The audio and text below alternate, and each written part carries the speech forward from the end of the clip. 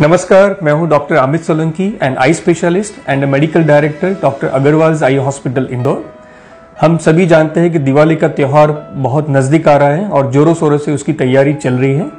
लेकिन दिवाली में fire cracker की इंजरीज से हमारी आंखों को कैसे सुरक्षित रखा जाए, उसके बारे में आज हम बात करेंगे। हर साल फायर क्रैकर की वजह से इंजरी के केसेस बढ़ते ही जा रहे हैं। सबसे कॉमन एरिया जो अफेक्ट होता है इस इंजरी से वो है hands and fingers, and the second most common area which is affected by the firecracker injuries are our eyes। तो हम यहाँ पे कुछ चीज़ों का ध्यान रखें कि हमें क्या करना चाहिए और क्या नहीं करना चाहिए। जैसे कि मैंने कई सालों से प्रैक्टिस में हूँ और अलग अलग जगह पे काम करा है, तो पूरे साल भर में जो इंजरीज के आई इंजरीज के जो केसेस आते हैं उसमें से most common I injuries is because of the fire cracker. चाहे दिवाली के समय में हो, चाहे शादियों की सीजन में हो, लेकिन फायर क्रैकर की इंजरीज ऑलमोस्ट 40 to 45% केसेस होते हैं टोटल इंजरीज के। ये बहुत ही बड़ा आंकड़ा है। तो हम बात करते हैं डूज एंड डोंट्स। दिवाली के दरमियान फायर क्रैकर जलाते समय हमें क्या करना चाहिए और क्या नहीं करना चाहिए। सबसे पहले आते हैं डूज पे, यानी कि क्या करना चाहिए। जब भी हमें फायर क्रैकर को जलाना है, लाइटनिंग करना है, तो ओपन स्पेस में ही उसको एंजॉय करें। हमेशा अपने फेस को, अपनी आईज को प्रोटेक्ट करने के लिए प्रोटेक्टिव आई वेयर्स यानी कि ग्लासेस पहने। हमारे फेस को फायर क्रैकर लाइटनिंग करते समय दूर रखना है, यानी कि एक आर्म लेंथ की दूर पे ही उसको जलाना है।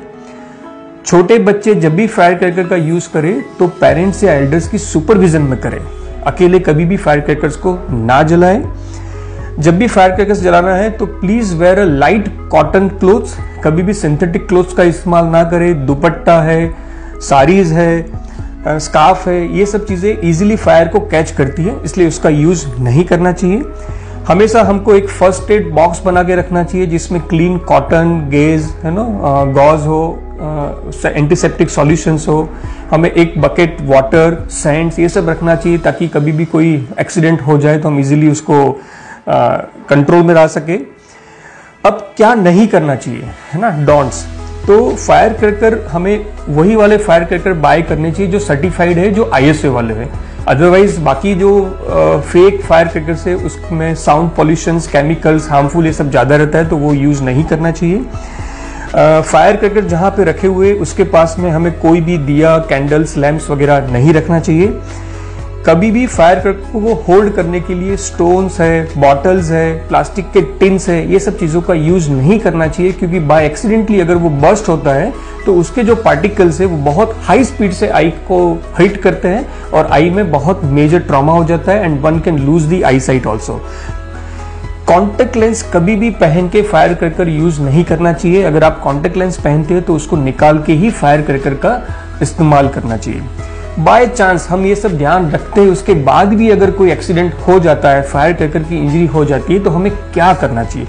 सबसे पहले wash your eyes thoroughly with the cold water. कभी भी आइस का यूज ना करें, लेकिन कोल्ड वाटर से थरोली आइस को वॉश करें। लेकिन आंखों को वॉश करने से पहले आपके हाथ को अच्छे से वॉश करें, क्योंकि आपके हाथ में अभी भी वो केमिकल्स लगा हुआ है।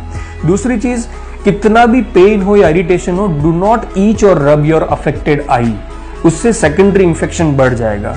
तीसरी चीज है, आई वॉश करने के बाद एक क्लीन कॉटन से या गॉज पीस से आपकी आंखों को कवर करिए, जिससे आपको इरिटेशन या पेन में आराम मिलेगा। And fourth, immediately rush to the eye clinic. अब कुछ लोग क्या होता है कि माइनर एक्सीडेंट्स को इग्नोर कर देते, वॉश कर देते, फिर छोड़ देते हैं। माइनर एक्सीडेंट्स में भी आपको इमीडिएटली आई डॉक्टर के पास जाना चाहिए। उसका रीजन ये है कि ये जो भी फ्यूम्स है, उसका जो धुआं होता है, उसके अंदर सल्फर एंड फास्फोरस, ये फायर क्रैकर में सल्फर एंड फास्फोरस नाम के केमिकल्स होते हैं, जिसके पार्टिकल्स आंख में जम जाते हैं। 2-3 दिन में धीरे धीरे वो रिलीज करके हमारी कॉर्निया को डैमेज करते हैं। इसलिए माइनर एक्सीडेंट्स में भी आई स्पेशलिस्ट के पास आपको जाना चाहिए। तो ये सब सुरक्षा का ध्यान रखते हुए दिवाली का त्योहार अच्छे से मनाएं। स्वस्थ रहे, मस्त रहे। Thank you.